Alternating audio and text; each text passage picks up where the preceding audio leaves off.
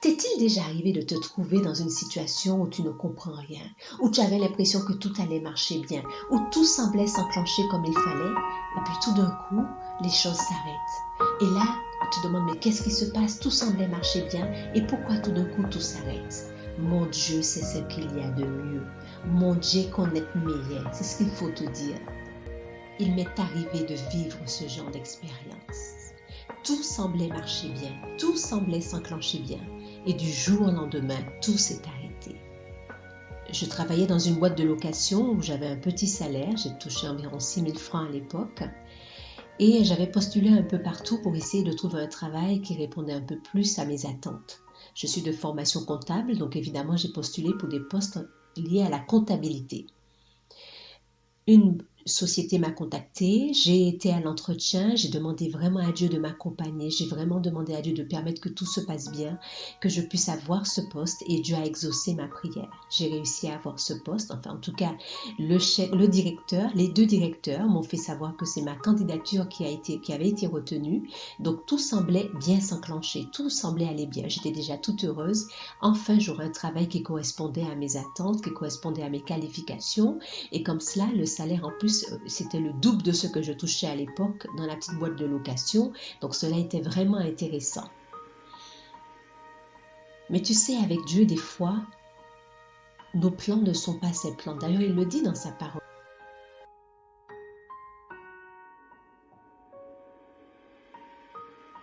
Et voilà que la prise de poste est décidée pour telle date. Et juste quelques jours avant que je ne prenne mon poste, je reçois un appel d'un des directeurs de cette nouvelle boîte qui me fait savoir qu'ils ont décidé de prendre le candidat qui était en deuxième position, de ne pas prendre ma candidature. Qu'est-ce que je fais? Je me mets à me fâcher contre Dieu, à dire à Dieu, mais pourquoi tu n'as pas permis? Tu aurais pu permettre. J'ai tout fait, j'ai essayé de marcher dans tes voies. Je t'ai demandé de m'accompagner. Pourquoi tu fermes cette porte tout d'un coup? Pourquoi tu ne la laisses pas ouverte pour moi? Je voyais vraiment que c'était ce qu'il me fallait, mais Dieu a fermé la porte. Donc j'ai accepté sa volonté.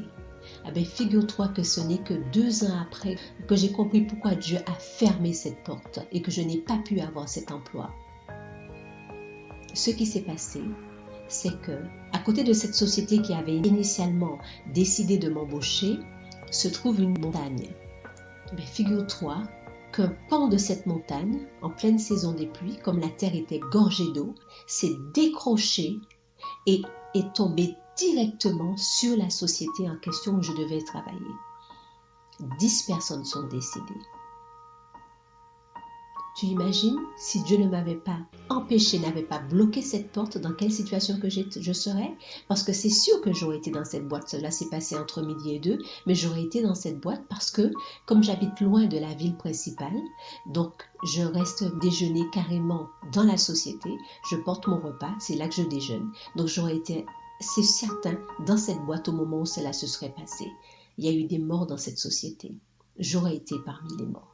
Donc quand Dieu ferme une porte, ne t'inquiète pas. Dieu nous aime. Dieu n'est jamais pris au dépourvu. Quand Dieu fait quelque chose, quand Dieu ferme une porte, il sait pourquoi il la ferme. Ne te fâche pas contre une porte fermée. Dieu a un plan.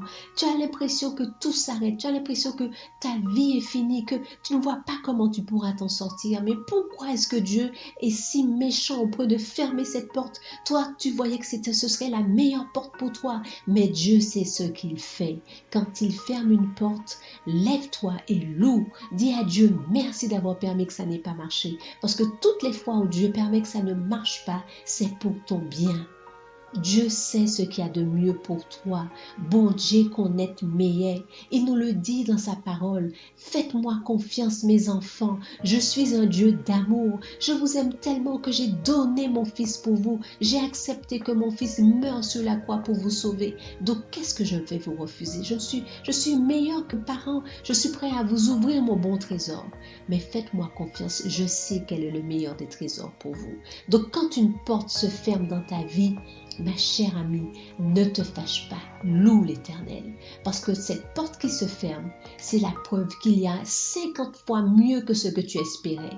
Cette porte fermée présage une porte encore plus merveilleuse qui va s'ouvrir bientôt, parce que le psaume 34, verset 16 nous dit « Les yeux de l'Éternel sont sur les justes et ses oreilles sont attentives à leurs cris. » Donc c'est donc avec assurance que nous pouvons dire « Le Seigneur est mon aide ».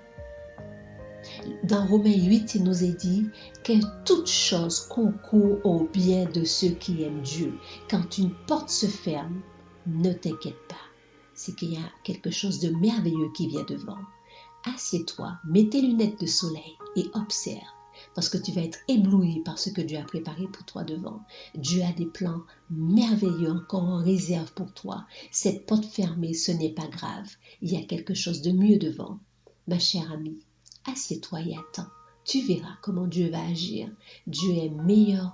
Dieu a des plans au-delà de ce que tu peux imaginer. Fortifie-toi et prends courage, car l'Éternel, ton Dieu, est avec toi. Il ne t'abandonnera pas. Je suis avec toi, te dit-il, ne crains rien, car je t'aime et je sais quels sont les projets que j'ai formés pour toi. Une porte fermée, c'est la preuve que quelque chose de merveilleux est en train de venir. Assieds-toi, mets tes lunettes de soleil parce que tu seras ébloui. Dieu est vivant, Dieu n'est pas mort, il a encore des projets pour toi.